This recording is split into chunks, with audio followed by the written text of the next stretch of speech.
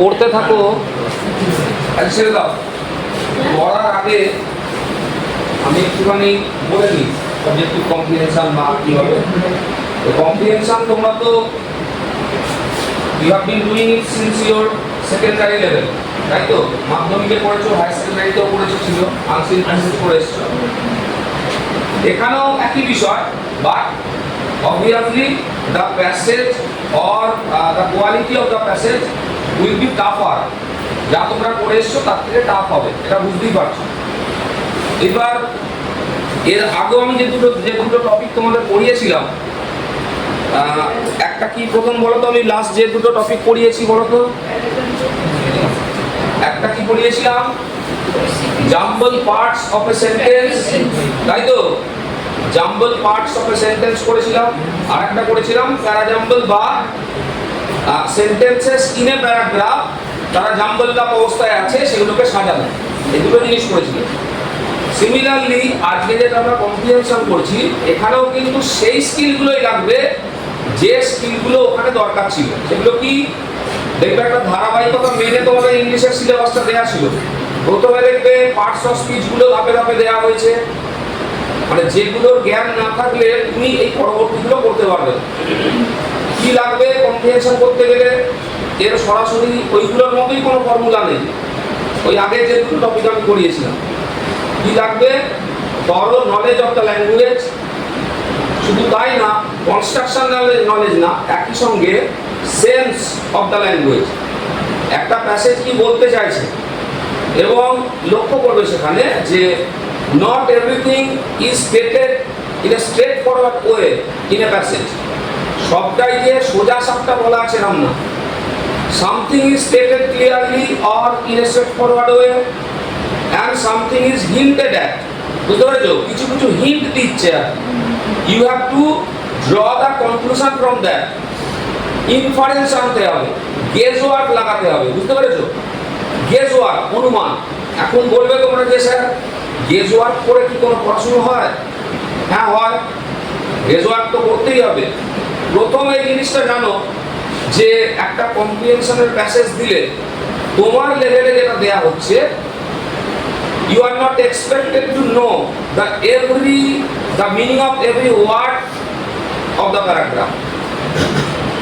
তোমাকে হয়তো ক্লাস 8-এরটা দিলে তুমি সব জানবে, বাট যার করেসপন্ডিং লেভেল, যিনি আইএস পরীক্ষা দিচ্ছেন, যিনি WBCS দিচ্ছেন, যিনি ক্লার্কশিপ দিচ্ছেন, বা যিনি গ্রুপ ডি পরীক্ষা দিচ্ছেন, এগুলো কিন্তু সবই একবার তার স্ট্যান্ডার্ডকে বজায় রেখে দেওয়া হয়। উল্টো পাল্টা হয়ে গেলে দেখবে সমালোচনা হয়। যদি আইএস এর একটা প্যাসেজ তোমার গ্রুপ ক্লার্কশিপের পরীক্ষায় দিয়ে দেয়, মানে which defeats the standard of IS exam, সমালোচনা হবে সেটা। তাহলে তুমি এটা প্রথম মাথায় রাখো কম্প্রিহেনশন করতে গেলে, যে তুমি প্রতিটা শব্দের অর্থ যে জানবে এটা কিন্তু নয়। তাহলে প্রশ্ন তুমি করতে পারো যে তাহলে স্যার করবো কিভাবে আমি?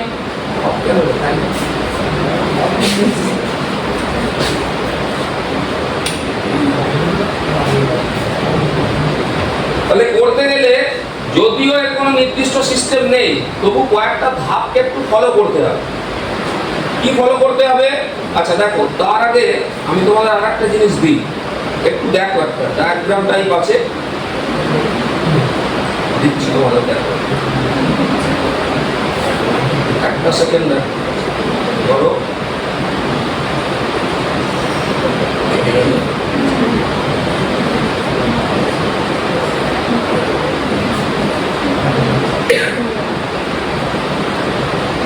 আমি যেগুলো বলবো এখানে আছে, দেখো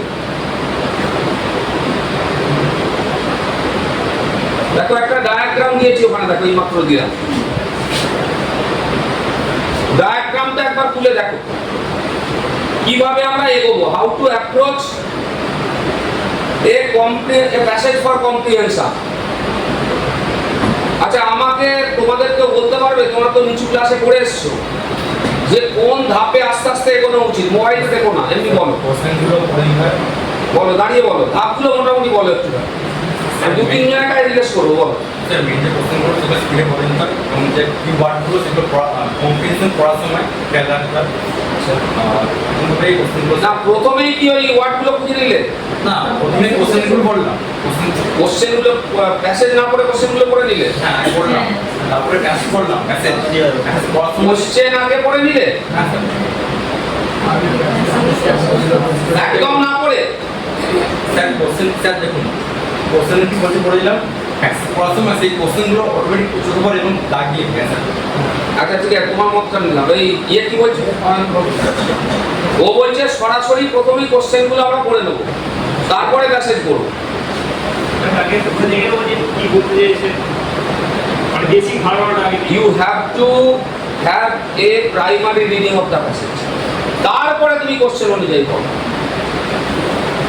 বুঝতে পারলে কি বলছি? তুমি যখন সেকেন্ড বার রিডিং দেবে তখন সেটা দেখবে। তুমি প্রথমেই যদি কোশ্চেনে যাও, তুমি কিছুই জানলে না, কোশ্চেনটারই মাথা মুন্ডু তুমি বুঝবে কি করে? অনেক বড় থাকবে। প্রথমে একটা ফার্স্ট রিডিং দিয়ে নিতে হবে। এটা হচ্ছে প্রথম পদ্ধতি। বসো, ওখানে জায়গায় বসো, বোঝা গেছে? তারপরে তুমি যেটা বললে আমি মানলাম, এখানে আছে সিস্টেমেটিক, সেটা বলছি এরপরে। আর কি ওয়ার্ডগুলোকে নোট করলে, তাই তো বললে তুমি যেটা বললে কোশ্চেনগুলোকে নোট করলাম, কি ওয়ার্ডগুলোকে নোট করলাম, আর কি আছে বলো? আমি একটা এই যখন বলছিলাম একটা গুরুত্বপূর্ণ কথা বলেছি যে তুমি সব শব্দের অর্থ জানবে না। It is not expected to know every meaning of every word of the passage or in the passage. বলো, সেন্টেন্স ওয়াইজ বানিয়ে নিয়েছি সেন্টেন্স ওয়াইজ বানিয়ে নেবে। সেন্টেন্স ওয়াইজ ওয়ার্ডটা এমনি ছোটো করে সেটা গেস করবে। হ্যাঁ, from the context of the word, আশপাশে যেটা আছে লজিক্যাল একটা কনক্লুশন টানতে হবে তোমাকে, গেস ওয়ার্ক করতে হবে।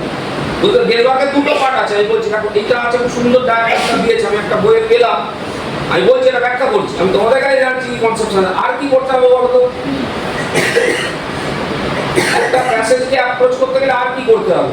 এটা কিন্তু গ্রামারের মতন ফর্মুলা নেই যে তোমাকে ভয়েস শিখিয়ে দিলাম, ন্যারেশন শিখিয়ে দিলাম, কি সিম্পল কমপ্লেক্স কম্পাউন্ড ইন্টারচেঞ্জ শেখালাম, সেগুলো কিন্তু একদম ফর্মুলা বাউন্ড। বুঝতে পেরেছো? সেখানে কোনো সমস্যা নেই। আর কি লাগবে বলো? প্যাসেজ পড়া হয়ে যায়, একটা প্রাইমারি আন্ডারস্ট্যান্ডিং হয়ে যায়, তারপরে কোশ্চেনগুলোকে এলিমিনেট করতে হবে। এলিমিনেশন হবে না। ঠিক আছে, গুড পয়েন্ট। আর মোটামুটি ঠিকই বলছো, যেগুলো বলছো ঠিকই বলছো, আইডিয়া আছে, আইডিয়া তো থাকা উচিত তোমাদের। You should have an idea because you have been doing comprehension passage since your secondary level. Bangla মিডিয়ামই পড়ো আর ইংলিশ মিডিয়ামই পড়ো, সবাতেই আছে কিন্তু। আর সেকেন্ডারি তো আমাদের বাংলা মিডিয়ামে সেখানে আছে, দেখবে আনসিন প্যাসেজ ছিল। মোটামুটি এইগুলো ঠিকই আছে, মোটামুটি ঠিকই বলেছো। এবার এই ডায়াগ্রামটা ফলো করো। দেখ আমি বলছি কিভাবে, দেখ কি আছে। এক নম্বরে কি বলছে? Overall reading of the passage, যেটা আমি প্রথম বললাম। প্রথম একবার পড়ে নিলে মানে what does the passage say, the basic message of the passage. সেটা কি এই এখন যুদ্ধ হচ্ছে সেটা নিয়ে বলছে, নাকি পরিবেশ সচেতনতা নিয়ে বলছে, নাকি ইউজ অফ পলিব্যাগস নিয়ে বলছে, নাকি সোশ্যাল মিডিয়ার হার্মফুল এফেক্টস নিয়ে বলছে? এটা তো আমরা জেনে নেবো প্রথম। হলো সেকেন্ড স্টেজ কি বলছে? Read the questions carefully. প্রাথমিক পড়ার পরে কোশ্চেনগুলো দেখো। এইবার কেন কোশ্চেনগুলো পড়বে বলো তোমাকে? কেন কোশ্চেনগুলো পড়বে আমাকে উত্তরটা একটু দাও। হ্যাঁ, মানে which part of the passage is important, which part of the passage should be emphasised to get the answer of the questions. তাহলে অ্যাকর্ডিং টু কোশ্চেন আমি সেই জায়গাগুলো জোর দিয়ে পড়বো, কিন্তু প্রথমে একবার ওভারঅল রিডিং দিতে হবে। ওই যেটা আমাকে দেখবেন মিস করেছিল, যেটা প্রথমে কোশ্চেনে গেলে তুমি বুঝবে কি করে বাবা হাতি ঘোড়া কি আছে সেখানে। একবার পড়তে হবে সেটাকে, তারপরে তুমি ওটার সঙ্গে ট্যালি করো। দ্বিতীয়বার যখন করবে তুমি স্পেসিফাই করো সেটাকে। বলো বলো। বলছি আমি আপনার প্রথমে থেকে আমি যেটা করে আসছি সেটা হচ্ছে কোশ্চেনটা করে নিই, দেখো তুমি তোমারটা বলেছো, আমি বলছি হ্যাঁ তুমি করতে পারো। কোশ্চেন মার্কটা বুঝতে পেরেছি, আমি প্র্যাকটিস করার সময় কোশ্চেনের অ্যান্সারটা প্রেজেন্ট পেজ জায়গা না আমি সেটা বলছি না, আমি বলছি তোমার সঙ্গে আমি বলছি তুমি কিভাবে করছো সেটা আমি বলছি না। আমি বলছি যে সেটা কি বেশি লজিক্যাল, নিজে ভেবে দেখো ঠান্ডা মাথায়, যে একদম প্যাসেজটা একবারও আমি বললাম না, সরাসরি কোশ্চেনে চলে গেলাম। তুমি বুঝবে কি করে যে কিসের কি সংক্রান্ত প্যাসেজ, সেটা একটা এই যে প্রথম আছে একটা প্রাইমারি রিডিং দিতে হবে তোমার। ঠিক আছে, তুমি করে আসছো, তুমি পারো হয়তো, আমি তোমাকে সেটা ডিসকারেজ করছি না, কিন্তু আমার মনে হয় প্রসেসটা এটা ভালো, যেটা বলছে খারাপ কিছু না ধাপগুলো। তৃতীয় কি বলছে দেখো, detail reading of the passage. এই সময় তুমি কোশ্চেনের সঙ্গে ওটাকে ট্যালি করো। According to the questions you emphasise certain parts of the passage. Detail reading যেখানে দিচ্ছ। আর একই সঙ্গে এই যে আমাকে যেটা বললো রূপকথা, যে এলিমিনেশনটা ওখানেই হয়ে যাবে। কেন এলিমিনেশন হয়ে যাবে? কারণ তুমি যখন কোশ্চেন থেকে অ্যাকর্ডিং টু কোশ্চেন প্যাসেজটাকে তুমি দেখছো কোন জায়গাগুলো, তো বাদ বাকিগুলো ইম্পর্টেন্ট নয়। বুঝতে পারলে না? বুঝতে পারলে বল স্নেহা কি বলছিস বল। বাদ দেয়া কোন প্যাসেজে কোন অংশটা আমার লাগবে না, কেন হয়ে যাবে এলিমিনেট বল? ওই যে ও যেটা বললো, আমি তো কোশ্চেনের আনসার গুলোই নেবো, বাদ বাকি কি বলার আছে একটা প্যাসেজে অনেক কিছু বলা থাকতে পারে, তাই তো? Not every word of the passage is important from the view of the question, from the angle of answering the questions. এমনি ইম্পর্টেন্ট, কিন্তু আমাকে তুমি তো কোশ্চেনের বাইরে কিছু করবে না। তাহলে যখনই তুমি অ্যাকর্ডিং টু কোশ্চেন সেই জায়গাগুলো এমফাসাইজ করছো, অটোমেটিক অন্যগুলো এলিমিনেট হয়ে যাচ্ছে। এলিমিনেশন করতে হবে। আর কি? গেস ওয়ার্ক করতে হবে। এই প্রথম দেখো দুটো গেস ওয়ার্ক এখানে আছে। প্রথম গেস ওয়ার্কটা হচ্ছে ওয়ার্ডের গেসিং। একটা লাইন একটা ওয়ার্ড আমি বললাম, তুমি মানে জানো না, কিন্তু from the context of the sentence তুমি তার চারপাশের ওয়ার্ডগুলোর অর্থ জানো একটা বাক্যের। বোঝা গেছে? গেস ওয়ার্ক করতেই হবে আনসিন প্যাসেজে। এটা তুমি বলতে পারো গেস ওয়ার্ক কি স্যার সাইন্টিফিক হোক বা না হোক, তোমাকে গেস ওয়ার্কটা সাইন্টিফিক আমি বলবো না। এবারে লজিক্যাল গেসিংটা হচ্ছে আইডিয়ার ক্ষেত্রে, যে পরে আছে দাপ্তরে। হ্যাঁ লজিক্যাল তো বটেই, যে আমি একটা বাক্য দেয়া আছে, একটা ওয়ার্ড সেখানে আমার অচেনা লাগতেই পারে, 6টা 7টা 8টা ওয়ার্ড দিয়ে একটা সেন্টেন্স হচ্ছে। From the context of the sentence other words, তার পরিপ্রেক্ষিতটা কি মানে হতে পারে আমি বুঝতে পারলাম। এটা হচ্ছে প্রথম গেস ওয়ার্ক হচ্ছে ওয়ার্ডের। তারপরে কি বলছে দেখো, মার্কিং দ্য আনসার্স। আচ্ছা এইটা অনেক পরীক্ষা দিয়েছো, তোমরা দিচ্ছ, ওখানে পেন্সিলের দাগ দিতে অ্যালাউ করে পরীক্ষা হলে? না দেখতে পেলে ফাউল করলে বলো, মানে পেন দিয়েই দাগ দেওয়া যায়?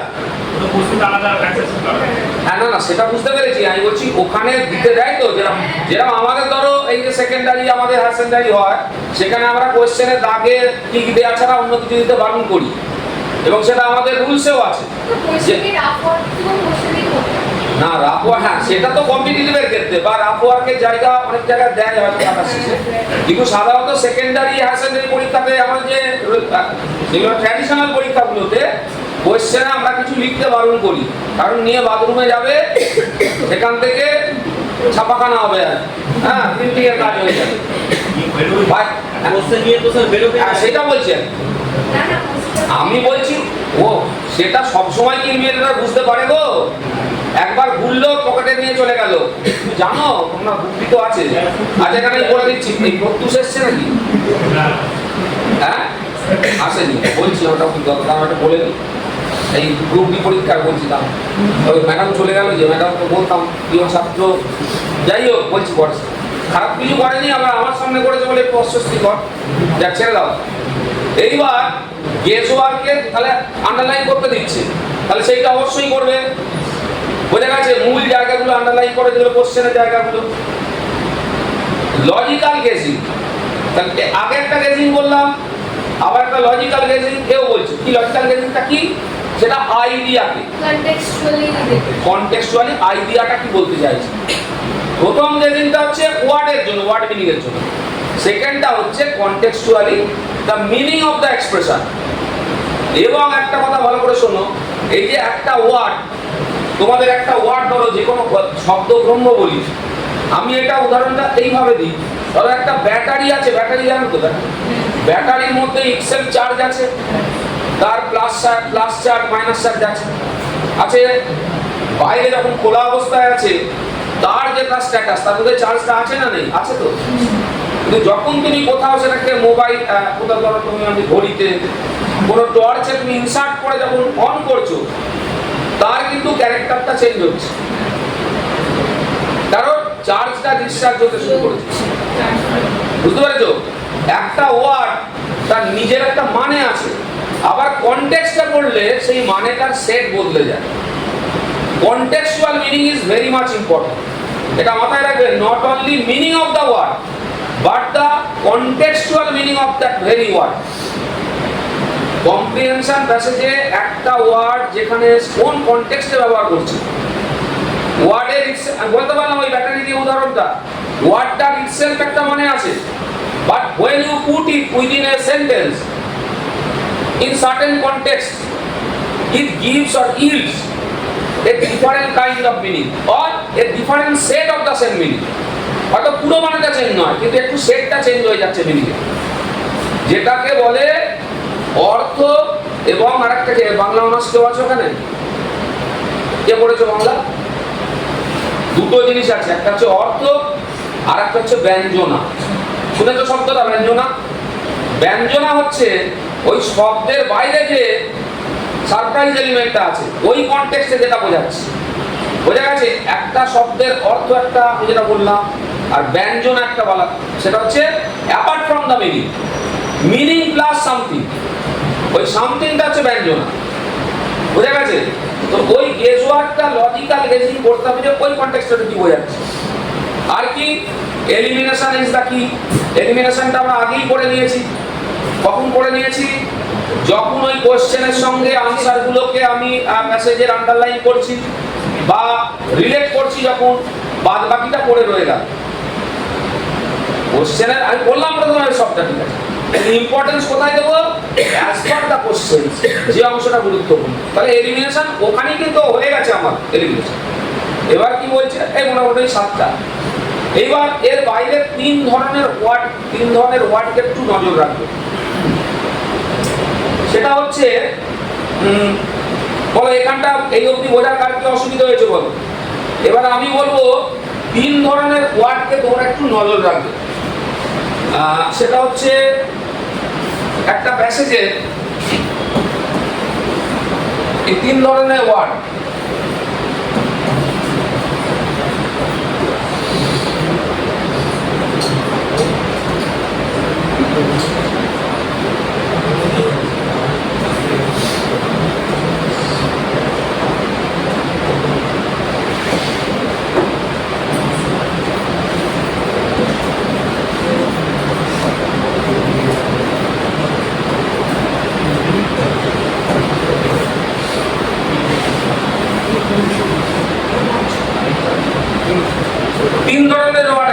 এটা বলে দিচ্ছি কি কি। দেখো, একটা হচ্ছে তোমার কন্টিনিউটি ওয়ার্ড,